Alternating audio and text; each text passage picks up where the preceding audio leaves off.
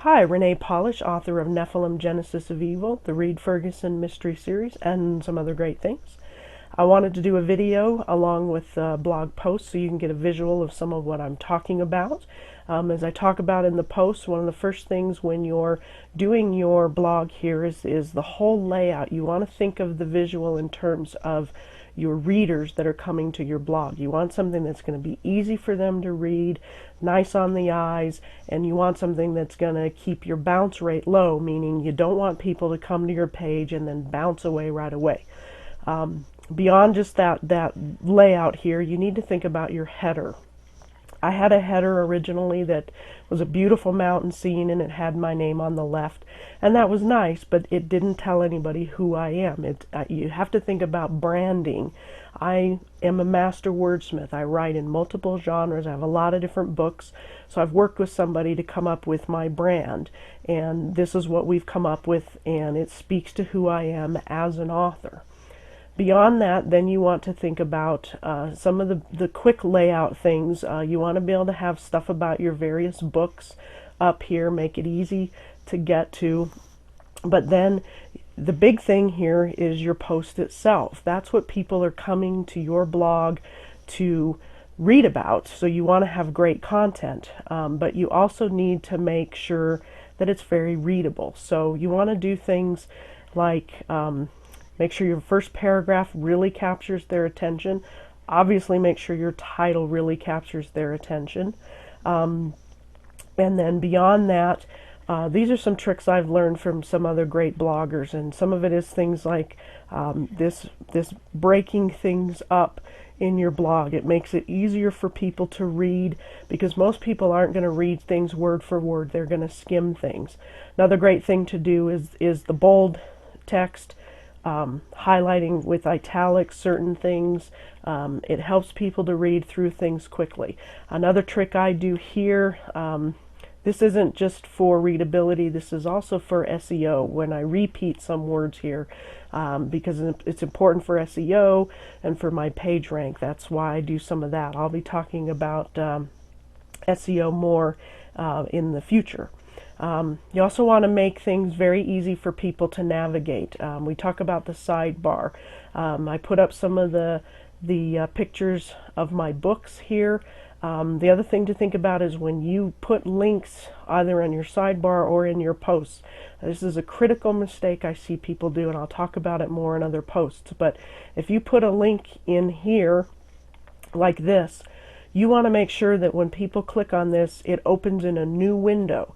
If you open, say you put a link to the New York Times and somebody clicks on it and it opens this same window, just opens the New York Times, you've lost people. They've gone from your page onto the New York Times, and the likelihood is they're going to stay on the New York Times and forget to come back to your page, and you don't want that. So make sure that all of your links here open in a new window. You also, again, want to make sure that on your sidebar you have just the important things here, a way for people to sign up, a way for them to get to other posts in your archive.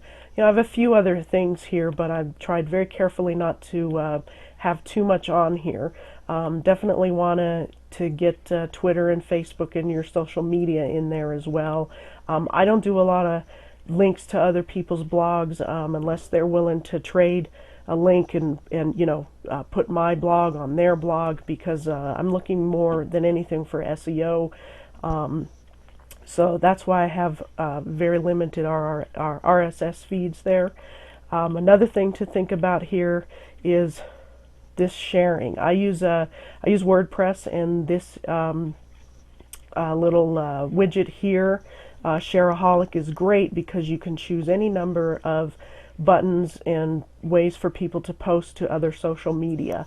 One of the things that drives me nuts when I go to other people's blogs is I can't find a way to tweet or post this to Facebook or Stumble Upon or any of these other things, and you're going to lose people that way. You want to make it very easy for them to go, oh, I like this thing, let me tweet it really quick, or let me send it to my email or whatever. So make sure that you you do that, you make it easy, make sure it's easy for people to comment. That's another thing that drives me nuts.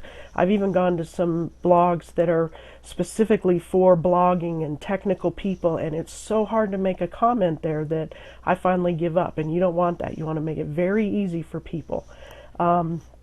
Another thing here, I talked about the footer down here. I haven't done a lot with this yet, but I'm going to do more. But you can put things down in your footer. This would be a nice place to maybe put all of your, the stuff that you have at the top, you put down at the bottom. I went on ahead and put a link to my main website. That's good backlinking and good SEO, so that's always good to have there. And then another thing to consider here very quickly, and I'll go over this in future posts, is making sure that you do have some pictures and some links if you can in your blog, because with pictures you can use your alt tags and whatnot, and that helps with SEO. And the other thing is your linking definitely helps for SEO. You can link to your own stuff, to other posts that you have, link to other people's good content.